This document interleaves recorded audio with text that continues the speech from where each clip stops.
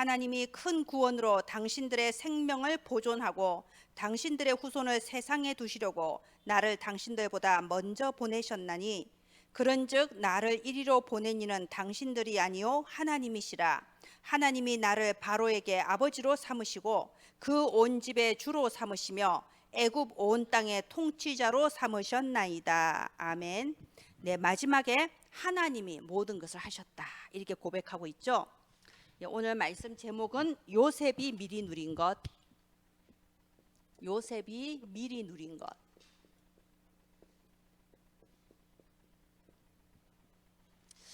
지난주 말씀에 중단하지 말고 기도해라 이렇게 말씀 나왔습니다.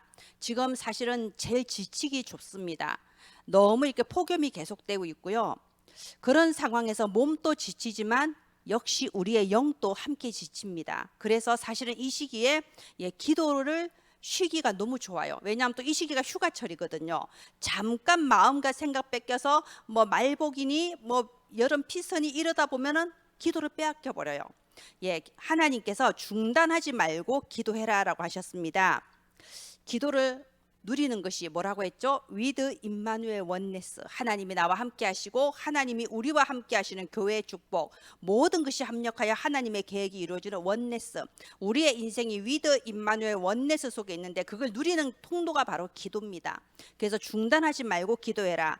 특별히요, 이번에는 저희가 렘넌트를 위해서 기도하는 여름이 됐으면 좋겠습니다. 매년 여름에 원래 이 시기가 여름 성경학교도 해야 되고요, WRC도 애들 데리고 가야 되고, 리더 수련회도 데려가야 되고, 어린이 합숙도 데려가야 되고, 그런 주간인데 아무것도 할 수가 없어요. 아무것도 하지 못하고 있는 상황이에요. 자, 그래서 지금 이제 좀 큰 교회는 이렇게 온라인 여름 성경학교 이런 것도 하는데 저희 교회는 수가 별로 많지 않으니까 그렇게 안 하고 싶고요, 대면으로 할 거예요. 여름 렘넌트 수련회 대면으로 할 겁니다. 지금 확진자가 너무 많아서 확진자가 좀 줄어들면은 대면으로 해서 하려고 하는데요, 그걸 위해서 우리가 기도해야 됩니다. 이 무더운 여름에 여름 성경학교를 준비한다는 그 정성으로 정말 렘넌트를 위해 기도하는 여름이 되기를 바랍니다. 제가 기도 제목을 지난주 금요일, 그 앞에 금요일도 드렸죠. 이번 주에는 주보에다 그 기도 제목을 올릴 거예요. 그래서 우리가 집중해서 기도하고 조금 확진자가 줄어들면 9월이나 10월쯤에 여름 성경학교를 하려고 합니다. 자, 기도 제목이 뭐였죠? 네, 렘넌트가 메시지를 듣도록, 렘넌트가 메시지를 듣도록 인도하는 자가 되게 하소서. 내가 이거 하고 싶다고 하는 게 아니니까 기도를 해야 돼요. 하나님이 나를 여기에 심부름하게 해주셔야 돼요. 메시지를 듣도록 인도하는 자가 되게 하소서. 저는 이번에 이렇게 WRC 때 많은 영상들이 있었는데 기억에 남는 거요, 어떤 남자분이 그 어느 해 WRC 주제곡을 이제 작곡하신 분 인터뷰가 쭉 나오는데 이분이 제일 특이했어요. 대부분 그 주제가를 작곡하신 분들 인터뷰 보면 다 이렇게 믿음이 보이고 막 이러는데 이분은 별로 내가 막 원해서 믿음이 생겨서 작곡을 한 게 아니고, 이제 이분은 그 원래부터 내가 문화 쪽으로 하나님 달란트 주셨구나, 그래서 이제 그 세상의 가수 이제 이런 거 위해서 막 하고 있는데, 자기가 당시에 교회 가는 거는 좀 사실 좀 신기한 직업이잖아요, 그 직업이. 근데 우리 렘넌트들이 제일 하고 싶은 게 연예계잖아요. 그러니까 렘넌트들이 형 그 일하는 데 가보고 싶어요, 구경하러 가보고 싶어요, 이렇게 교회 후배들, 교회 어린 렘넌트들이 자기 작업하는 데로 자주 놀러 왔대요.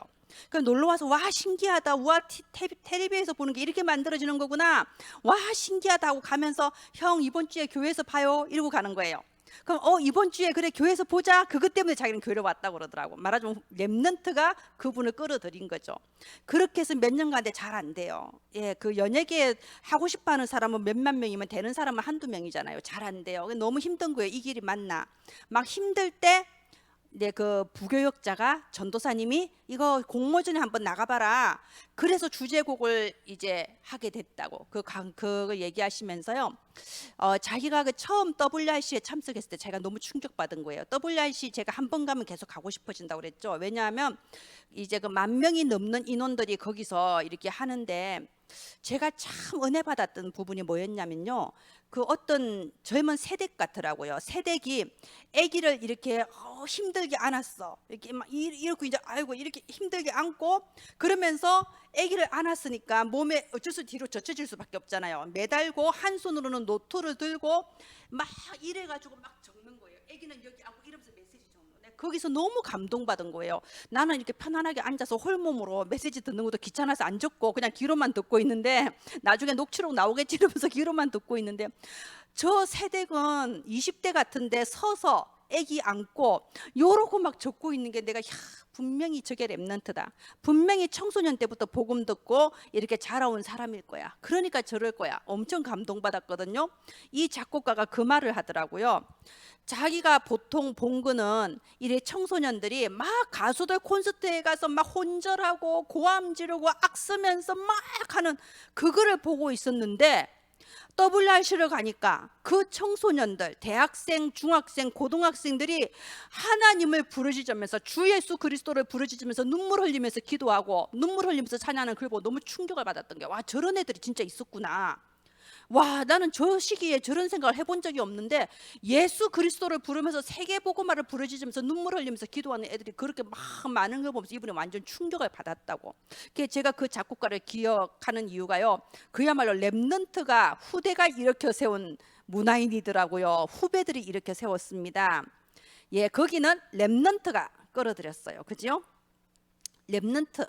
자, 그래요. 진짜 우리가 이게 아이들이 뭘 모르고 어리다고 생각해서 언제나 우리가 도와줘야 된다고 생각해요. 그래서 내가 가르쳐야 되고 내가 이끌어야 되고 그런데 아니더라고요. 어느 시기가 되면 내가 힘 빠지고 내가 어떻게 해야 될지 모를 때는 랩넌트가 손을 내밀어서 나를 끌어가더라고. 그게 랩넌트더라고요. 확실히 우리하고 달라요. 자, 그런데요, 우리가 그렇게 되는 거예요. 우리가 그 어린 랩넌트들이 형 이번 주에 교회 와, 형 이번 주에 교회 와서 보자 이렇게 손을 들고 가는 그것 때문에 이 친구가 교회로 왔던 것처럼 우리가 메시지를 듣도록 인도하는 자가 되게 하소서. 우리 랩런트들이 정말 메시지 들을 수 있도록, 또 교회만 왔다고 다 듣는 거 아니잖아요. 교회만 왔다고 다 듣는 거 아니에요. 메시지 들을 수 있도록 내가 도와주는 자가 돼야 돼요. 그리고 기도의 내용을 잡아주는 자.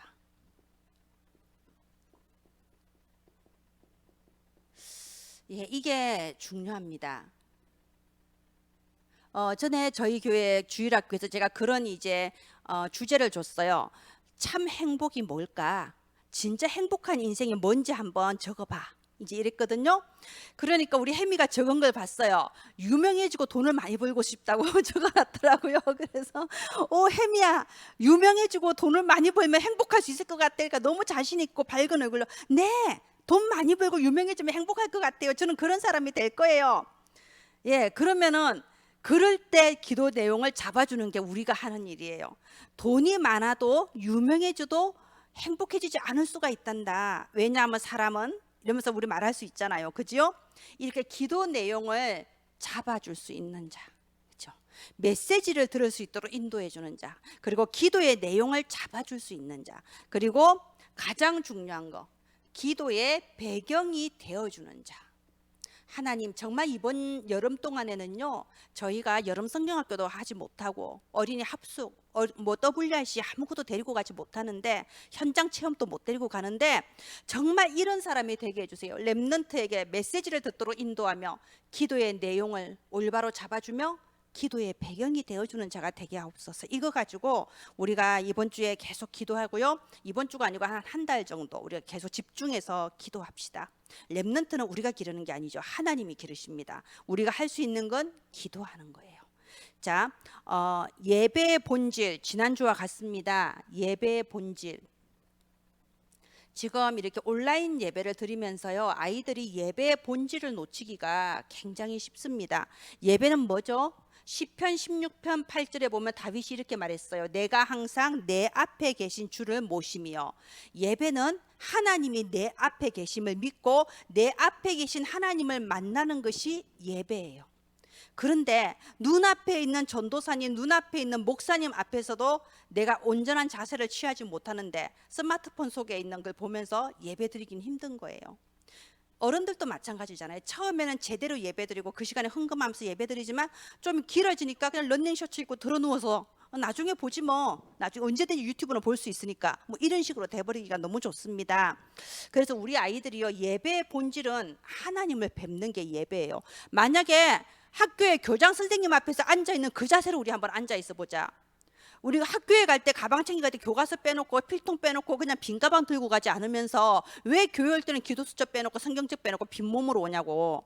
그게 본질이 흐려져서 그런 거거든요. 우리가 율법적으로 똑바로 해 이게 아니고요. 예배의 본질을 정말 뭔지 알고 하나님을 믿는다면 이런 자세나 준비는 달라질 수밖에 없어요. 하나님이 살아계신다는 걸 믿는다면은. 자, 그래서 깊은 기도, 기도로서 예배를 준비하는데 우리가 등을 보여주는 모델이 됐으면 좋겠습니다. 저는 이게 참 감사한 게요. 목사는 직업이 아니에요. 직업이 아닙니다. 부름받아서 하는 거죠. 그런데 직업이 아니지만은 제가 참 감사한 게요. 제가 목사가 된 게 너무 감사해요. 저는 언제나 제 주변 사람한테 그럽니다. 우리 딸한테도 우리 아들한테도 주변에 저 친한 사람한테 다 그래요. 이거 직업은 아니지만 직업으로 치자면 세상에서 제일 좋은 직업이 목사인 것 같아. 저는 항상 그렇게 말합니다. 항상 감사해요. 내가 목사 된 게. 왜냐하면요, 목사는 오직 사람들 눈치를 볼 필요가 없어요. 목사는 하나님 앞에만 제대로 서면 되거든요. 내가 하나님의 눈만 신경 쓰면 나머지는 아무도 신경 쓸 필요가 없는 게 목사예요. 내가 하나님 앞에 인정받고 내가 하나님께 소통받으면 나머지는 다 채워져요. 그게 목사예요. 그래서 저는 참 제가 목사 된 게 자다가 일어나도 감사해요. 하나님, 내가 어쩌다 이런 복을 받았습니까? 우상숭배 집안에서 태어난 사람이 참 감사해요. 제가 그랬죠. 사람의 눈이 아니라 하나님의 눈을 의식해야 돼요. 우리가 사람의 눈을 두려워하지 말고 하나님의 눈을 두려워해야 돼요. 그럼 우리가 예배 시간 전에 기도하는 거 뭐 때문에 기도하나요? 누가 나를 보고 있어서 하는 거 아니에요. 하나님을 사랑하고 하나님이 이 시간 나의 예배를 듣기 위해 이 자리에 함께 하시는 것을 믿으니까 내가 대화가 나오는 거예요. 깊은 기도가 진실하게 나올 수밖에 없습니다. 내가 어쩌다가 이 복을 받아서 이런 은혜의 자리에 내가 또 오늘 또 앉아 있습니다. 내가 우울증 걸릴 수도 있고 정신병원 갈 수도 있는데 내가 오늘 또 이렇게 온전한 모습으로 하나님 앞에 나올 수 있었습니다. 내 주변의 사람들 확진자도 있고 별일 다 있는데 나는 오늘 또 평안하게 이 자리에 있습니다. 너무 감사하거든요. 그래서 저절로 기도가 나오는 거예요. 깊은 기도. 우리 자신이 예배 전에 이렇게 기도하는 모습을 우리 아이들한테 보여지기를 바랍니다. 정말 우리 아이들이 나의 등을 보고 따라오기를 바랍니다. 내가 이렇게 해, 우리 기도하자, 이게 아니고요. 아, 그렇구나, 저절로 따라할 수 있도록 언제 어느 때라도 예배 시간에 우리의 모습이 생각날 수 있도록, 이 아이들이 커서도 예배 드릴 때 우리 모습이 생각날 수 있도록 그때 집사님들은 이러면서요. 그래서 예배 시간마다 예배의 본질은 뭐냐? 첫째, 하나님께 영광 올려드리는 거죠. 두 번째는요, 우리가 재창조의 축복을 누리는 게 예배의 본질이에요. 하나님은 예배 시간마다 우리를 재창조하십니다. 지금 이 시간에도 우리를 재창조하십니다. 지금 이 시간 우리를 어떻게 재창조하시나요? 말씀으로 재창조하십니다. 하나님의 말씀은 능력이 있어서 이 시간 우리의 마음과 생각과 우리의 관절과 골수를 찔러 쪼개고 우리를 하나님 마음에 합한 자로 거듭나게 하시는 성령의 역사가 지금 이 시간에 임하고 있어요. 그래서 예배가 축복이죠. 오늘 말씀이 선포되는 이 자리에도요, 내가 이 말씀을 믿음으로 아멘 하고 받을 때 이 말씀이 나의 현장에 평생을 두고 성취되고 평생을 두고 응답받는다. 이 시간이 응답의 현장이다 믿어지기를 바랍니다. 정말 이 예배의 축복이 우리 아이들한테 온전히 전달되기를 바랍니다. 자, 요셉에 대해서 우리 함께 말씀 나눌게요. 요셉이 미리 누린 거, 요셉이 뭘 미리 누렸냐? 요셉은 어릴 때부터 세계복음화의 꿈을 미리 누렸어요. 세계복음화라는 꿈을 미리 누렸습니다. 알다시피 요셉이 굉장히 가정이 어려웠잖아요. 그죠? 굉장히 가정에 어려움이 많았어요. 어려운 건가요? 남들은 한 분밖에 없는 어머니가 4명이나 돼. 요셉은. 그죠? 요셉은 형이 10명이나 됐죠. 예, 참 가정이 어려운 가정입니다. 그러면서 이제 이렇게 배다른 이복 형들이 막 핍박하잖아요. 이제 왕따를 당한 거예요. 근데 이렇게 어려운 과정 속에서 요셉이 상처를 받지 않았어요. 나는 왜 이럴까? 이런 상처를 받지 않았어요. 저는 이렇게 메시지 할 때 굉장히 참 우리 어린이 설교하시는 분들이 조심해야 된다고 생각하는 게, 어린이 설교하시는 분들이 너무나도 이제 아무렇지 않게 자기의 그 고정관념 속에서 설교를 하는 거예요. 집에 가면 엄마가 뭐라고 그래요? 집에 가면 아빠가 이렇게 하시죠? 뭐 이런 식으로 막 얘기해요. 그런데 사실은 집에 엄마가 없는 아이도 있고 아빠가 없는 아이도 있고요. 또는 그 엄마 아빠가 이 선생님이 말하는 엄마와 전혀 다른 엄마 아빠일 수도 있거든요. 그래서 그런 말을 좀 많이 염두에 두고 해야 돼요. 지금 이 시대가 가정이 깨어지는 시대잖아요. 그래서 당연히 엄마 아빠 있겠지 이게 아니고요. 지금은 한부모 가정도 많고 재혼한 가정도 많고, 그리고 할머니 할아버지와 사는 조손 가정도 많아요. 그래서 저는 집에 아주 조심스럽게 물어야 돼. 집에 같이 사는 어른, 이런 식으로 얘기를 합니다. 집에 같이 사는 어른한테 이거 꼭 말씀드려야 돼. 집에 같이 사는 어른이 누군지는 아무도 몰라요. 큰아버지일 수도 있고 큰어머니도 있거든요. 그래서 말을 좀 굉장히 조심해서 해야 돼요.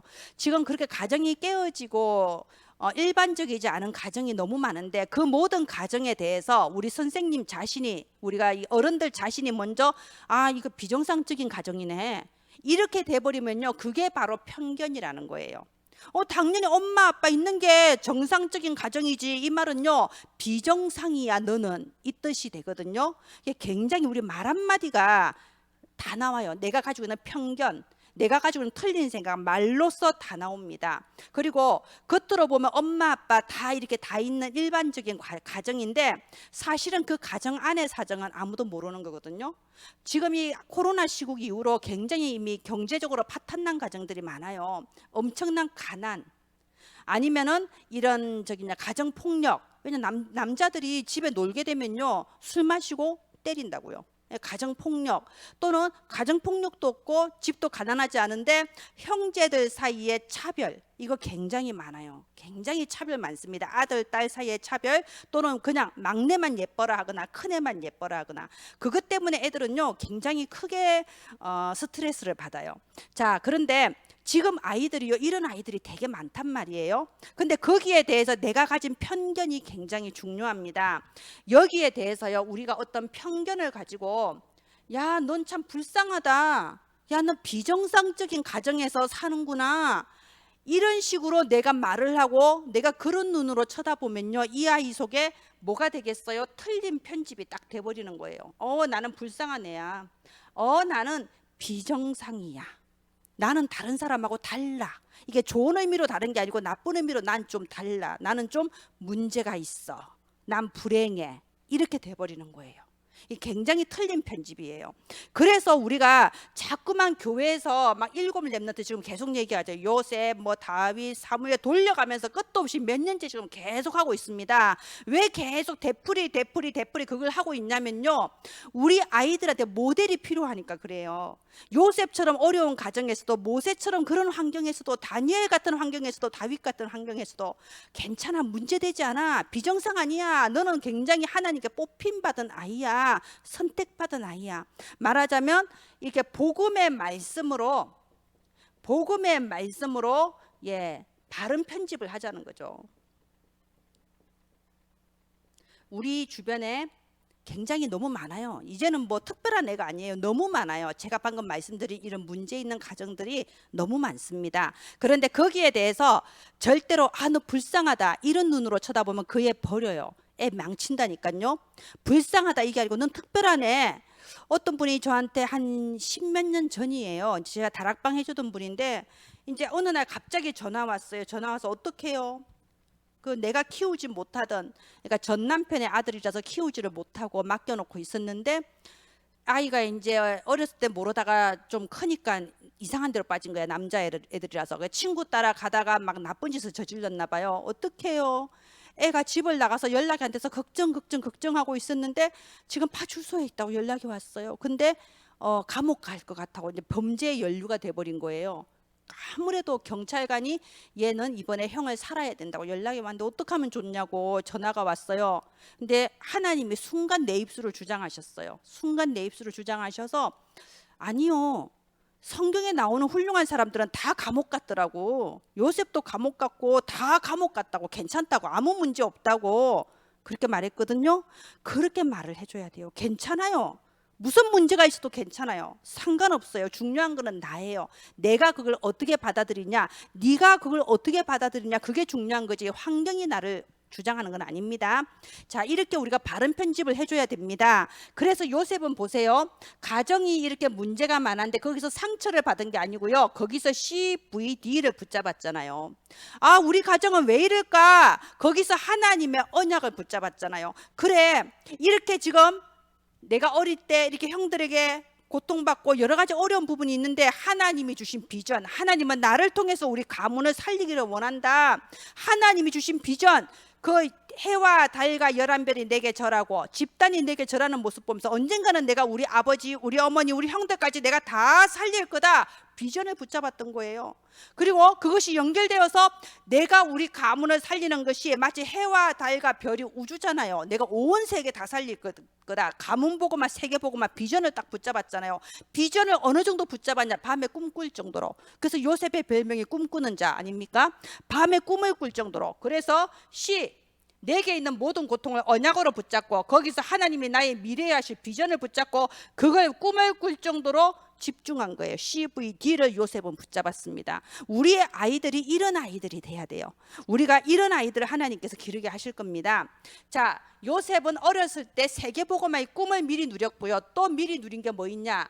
위드 임마누엘 원네스를 요셉은 미리 누렸습니다. 하나님이 나와 함께 하시는 위드 어디에서 누렸나요?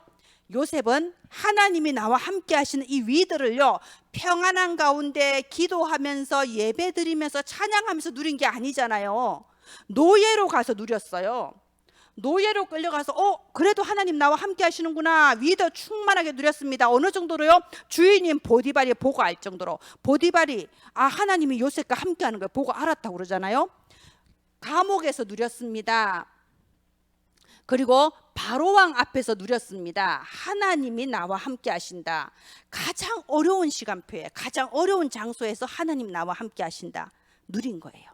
그러면 애들이, 우리 랩런트들 그러잖아요. 보통 군대 가면 정신없다고 그러거든요. 제가 군대 그 상담 갈 때도 봤거든요. 그 이등병들이 들어오면요, 어떤 사람 상담한데 그러더라고. 귀가 안 들린다고. 자기 귀에 아무 문제 없는데 이상하게 상사가 뭐 지시 내리면 무슨 말인지 모르겠대요. 그래서 네? 그 군대에서 네 하면은 맞아요. 네가 뭡니까? 네? 무조건 알겠습니다 이렇게 해야 되는데 무슨 말인지 모르겠는가. 자기 스스로 내가 전에는 아닌데 왜 말귀를 못 알아듣지? 귀에 이상이 생겼나? 그게 뭐냐면 갑자기 그 군대 넣으니까 어리버리 해버린 거예요. 연세대 나오고 서울대 나도 소용없어요. 군대 가면 어리버리 해버립니다. 거기에서 위드를 누리는 거예요. 어떤 분이 제가 그렇게 간증하는 걸 느꼈어요. 군대 처음 갈 때 너무 정신이 없었는데 딱 혼자 있을 수 있는 시간이 화장실밖에 없는데 그때 자기가 다니던 교회에서 기도 수첩을 보내줬대요. 군대 가니까. 그래서 실제 군대 가기 전에는 그들떠도 보지 않던 기도 수첩을 군대 가니까 보게 된 거예요. 그래서 딱 화장실 가는 그 시간만이 나 혼자 자유롭게 있는 시간이라서 화장실에 그 기도 수첩 들고 들어가서 화장실 가서 기도 수첩을 그때 읽었대요. 그때 위드를 누린 거예요. 하나님 나와 함께 하시구나. 너무 그 급박한 상황에서. 자, 요셉이 노예로서, 감옥으로서 바로왕 앞에서 위드를 누렸습니다. 요셉이 하나님이 우리와 함께 하시는 임마누엘을 누렸습니다. 누구하고 누렸나요? 보디발과 누렸어요. 보디발의 처와 누렸어요. 말이 됩니까? 보디발도 불신자고 보디발의 처는 우리가 더 이상 말해봤자 뭐합니까? 그죠? 자, 요셉이 임마누엘을 누구와 함께 누렸냐? 간수장과 누렸어요. 간수장도 요셉을 보고 야, 하나님이 얘와 함께하네. 얘는 좀 다르구나. 알아버렸잖아요. 하나님이 우리와 함께 하신다는 임마누엘을 누구와 누렸냐? 그 관원장이라고 나오죠. 술 맡은 관원장. 그리고 바로왕. 전혀 불신자들이에요. 전부 다 하나님 안 믿는 사람들이에요. 이 사람들과 함께 임마누엘을 누렸어요. 우리는 그런 말 잘하잖아요. 불신자는 나하고 영적인 코드가 안 맞아서 막 이렇게 말하거든요. 그런 거 없어요. 불신자든 신자든 상관없이 나한테 도움 주는 사람은 다 좋아합니다. 그 사람이 나하고 안 맞는 거 내가 그 사람한테 도움이 안 되니까 그런 거예요. 사람들 잘 그러죠. 저 사람 나한테 배신했다. 배신한 거는요 내 잘못이에요. 왜냐하면 내가 배신당할 수준밖에 안 되는 사람이라 그래. 내가 그 사람한테 지속적으로 도움이 되면요 나 배신 안 해요. 왜 내가 도움을 주는데 나하고 함께 있어야 나한테 돈이 되면은요 자기한테 이익이 되면 절대 나 배신 안 합니다. 내가 더 이상 도움 주는 사람이 안 되니까 나를 배신하는 거고, 내가 더 이상 도움이 안 되니까 나를 버리는 거예요. 한마디로 내가 실력이 부족해서 내가 수준이 낮아서 그런 거예요. 요셉은 보디발의 처와도 간수장과도 관원장과도 바로왕과도 누구하고도 그 사람과의 만남을 통해서 하나님이 우리와 함께 하신다를 누렸어요. 그래서 작품을 만들라는 겁니다. 어떤 사람을 만나면 하나님 이 나와 저 사람의 만남을 통하여 작품이 이루어지게 하옵소서 기도하세요. 예, 지금 머릿속에 생각해 보세요. 지금 나를 제일 괴롭히는 사람 누구예요? 제일 스트레스 주는 사람 누구예요? 저 사람과의 나와의 만남이 작품이 돼야 돼요. 예전에 저희 교회 다니는 어떤 청년이 이제 어떤 그 식당에서 일을 하시는데, 이제 식당에서 일하는데 그래요. 처음에는 이제 그 사장님 날 너무 힘들게 한다 이런 말 계속 했었어요. 근데 자기가 봐도 사장님이 참 괜찮은 사람이었나 봐, 인격적으로. 예, 한번 제가 갔거든요. 그 집 맛집이라고 소문났다고 그래서 한번 갔어요. 근데 내가 봐도 사람이 괜찮아 보이더라고. 근데 자기도 뭔가 이 사람들이 참 괜찮다고 느꼈나 봐요. 어느 순간부터는 그 나한테 한마디씩 하는 거 보니까 그 사장님 부부가 이 청년을 어떻게든 좀 바로 한마디로 사람 만들어 보려고 애를 많이 쓰더라고. 시간 지키게 하려고 그러고 약속 지키게 하려고 그러고. 근데 결국은 이제 잘렸어요. 도저히 더 이상 안 되겠다. 열심히 했는데 미안하다. 근데 그때 제가 그 잘리기 전에 한 말이 제가 그거였어요. 있잖아, 어떤 식당을 다니든 네가 그 식당을 그만두고 난 뒤에도 나와 함께 갈 수 있어야 돼. 그래야 네가 그 식당에서 제대로 다닌 거야. 네가 거기 있을 때 제대로 안 하면 미안해서 가겠니? 나중에 그만두겠지. 설마 그 식당이 평생 직장이겠냐? 설마 죽을 때까지 다니겠냐? 그건 아니지. 당연히 그만둬야지. 거기서 정년퇴직할 수는 없어. 그런데 한 달을 다니든 1년을 다니든 그만두고 난 뒤에 목사님 모시고 갈 수 있어야 돼. 그걸 기준으로 삼아서 해. 그랬거든요. 그거예요. 누구를 만나든 그곳에서 작품을 만들어야 돼. 그 사람이 나쁜 놈이라도 상관없어. 내 하고 있을 때 나와의 만남은 작품이 되기를 기도하시기 바랍니다. 그 임마누엘이에요. 그리고 원네스는 뭔가요? 아까 제가 모든 만남을 통해서 작품을 만드는 게 임마누엘이라고 했습니다. 원네스는요, 모든 일을 통해서 작품을 만드는 것이 원네스예요. 제가 전혀 이렇게 사회생활 경험이 없을 때, 그 나이는 많은데 사회생활 경험이 별로 없어서 잠깐 그 조그만 회사를 다닌 적이 있었어요. 조그만 회사에 이제 격리사원으로 들어갔어요. 근데 전부 불신자예요. 회사 분위기 자체가 직원이 한 10명 되는데 아주 심각하게 우상 숭배하는 적이었거든요. 그런데 이제 저 혼자 예수 믿는 사람이고, 근데 거기서 무슨 얘기하다가 이제 저 위에 사람이 얘기하다가 뭐 옛날에 다니던 직원들 욕을 막 하는 거예요. 막 이제 뭐 성실히 안 하고 도망가고 어쩌고 저쩌고. 근데 제가 무심결에 그 말이 나온 거예요. 우리는 하나님 믿는 사람들은 하나님 앞에서 일을 하기 때문에 우리는 그렇게 안 한다. 왜냐하면 우리는 사장님 앞에서 하는 것도 아니고 부장님 앞에서 하는 거 아니고 하나님은 24시 나를 보고 있기 때문에 하나님 앞에서 한다. 그분이 엄청 감동받은 거예요. 그건 너무 좋은 말이다. 나는 무심결에 나온 말인데, 야, 혼자서 야, 하나님 앞에서 그래 24시 그래, 너무 좋은 말이야. 감동받았습니다. 그런데 보세요, 저 그 회사 안 사랑했어요. 너무 우상숭배 심하고 너무 사장님이 진짜 나쁜 놈이었거든요. 사장이 제가 그 회사 그만두고 감옥 갔다니까 아시겠죠? 얼마나 나쁜 놈인지. 그렇게 제가 그 회사 사랑하지 않았어요. 그런데 그 회사에서 일은 최선을 다해서 일했습니다. 주변에 거래처에서 저를 보고 김지영 씨는 꼭 그 회사 사장인 것처럼 일을 한다. 왜 제가 어떻게든 일감 따내려고 막 전화해서 막 영업하고 막 직원이 저렇게까지 안 하는데 참 김지영 씨는 사장같이 일한다. 그래서 제가 그만둔다고 할 때 거래처에서 전화 와서 왜 그만두냐 물어볼 정도였거든요. 최선을 다해서 일했습니다. 왜 그랬겠어요? 그 회사 안 사랑했어요. 사장 안 싫어요. 꼴도 보기 싫어요. 그 회사 나하고 너무 분위기 안 맞아요. 1년에 2번씩 구타고 그러는데 나하고 맞겠어요? 그렇지만 내가 그 회사를 다닐 때는 작품을 만들어야 되는 거예요. 내가 요셉이니까. 그 회사에 다닐 때 제가 잡았던 언약이 요셉이었거든요. 하나님, 요셉 때문에 보디발의 집과 밭까지 복을 받은 것처럼 나를 생각하셔서 이 회사가 복을 받게 하옵소서. 그 회사가 그때 생긴 지 10년인데 내가 다닐 때 항상 기록갱신이었습니다. 내가 들어간 첫 해에 매출 기록 최고, 10년 이래 이런 적이 없었다. 그 다음에 더 최고, 그 다음 달에 더 최고, 매달 기록을 갱신했어요. 그러니까 이런 우상 숭배하는 사람들 눈치가 더 빠르지. 맨날 그 한 푼이라도 더 벌려고 부적 붙이고 그러는 사람들 눈치가 빨라. 김지영 씨가 복이 있는 것 같네. 저 사람 들어오고부터 회사가 잘 된다. 이러면서요. 자, 원넷은 뭐라고요? 모든 일을 통해서 작품을 만드는 거. 임마누엘은 모든 만남을 통해 작품을 만드는 거. 위드는 어떤 환경에서도 작품을 만드는 거. 이걸 요셉이 누린 거예요. 미리 누렸습니다. 그렇게 했을 때 드디어 하나님의 시간표에 와서 형들을 만났을 때 뭐라고 했나요? 하나님이 다 하셨습니다. 하나님이 다 하셨습니다. 우리가 이 고백을 할 수 있어야 됩니다. 우리가 그냥 입에 발린 말로 하나님이 하셨습니다 이게 아니고요, 진심으로 하나님이 다 하셨습니다. 좋은 일도 하나님이 하셨습니다. 내가 한 거 아닙니다. 나쁜 일도 마찬가지예요. 진짜 나한테 상처되는 일, 슬픈 일도요, 하나님이 허락하시지 않으면 그 일이 내게 오지가 않습니다. 하나님이 허락하셔서 내게 그 일이 온 거예요. 그래서 모든 것에 대하여 하나님이 하셨습니다 이렇게 고백될 수 있는 저희들 되기를 바랍니다. 절대 주권 인정하기를 바랍니다. 우리가 빨리 벗어나고 싶잖아요. 이렇게 응답이 안 오는 시간표, 무응답을 기다리는 시간표, 요셉이 노예살이하고 모세가 미디안 광야에 있었던 것 같은, 다윗이 도망자로 있었던 것 같은 그런 시간표 빨리 끝내고 싶죠. 그죠? 왜 못 끝내냐? 내가 항상 다른 사람 탓을 하고 있으니까 못 끝내는 거예요. 항상 누구 때문에, 우리 남편 때문에, 우리 집안은 누구 때문에 안 돼. 남 탓하고 있으면요 절대로 못 끝납니다. 왜냐하면요 거기는 그리스도가 없어요.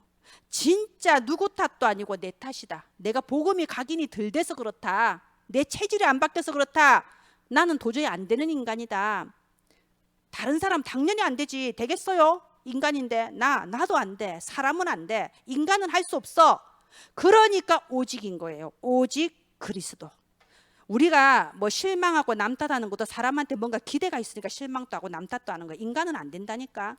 이렇게 오직을 발견하는 거예요. 자, 오직. 우리가 때로는요 노바디죠. 제가 영어 아무래도 느리니까 한글로 쓸게요. 아무도 내 곁에 없어. 노바디, 아무도 없다는 뜻이잖아요. 나를 도와주는 사람 아무도 없어. 날 이해해 주는 사람 아무도 없어. 그리고 좀 바른 사람 아무도 없어. 전부 다 문제가 있어. 노바디. 그죠? 두 번째, 노웨어예요. 노웨어.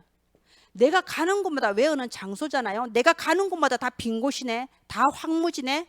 다 광야네. 다 감옥소야. 가는 곳마다 난 왜 이런 곳으로만 하나님 끌어들일까? 세 번째, 노타임이에요. 이미 기회는 지나갔어요. 되돌릴 수가 없어요. 좋은 기회는 다 지나갔고 이미 나이 들어버렸어. 어쩌면 좋아? 노타임. 자, 그 속에서 nothing인 거예요. nothing. 뭐죠? 밤이 새도록 수고하였으되 가진 것이 없더라. 말하자면 내 손에 남은 게 아무것도 없네. 힘든 노바디, 노웨어, 노타임 속에서 그래도 애쓰고 살았는데 지나가고 나니까는 아무것도 남은 게 없어.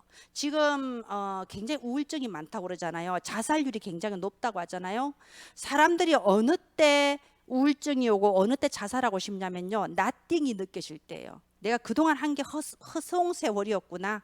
그동안 아무것도 필요 없는 헛된 일이었구나. 내게 있는 게 nothing이구나. 이럴 때 상태가 심각하면 우울증, 자살되고, 상태가 별로 그렇게 안 심각해도 무기력이 찾아와 버려요.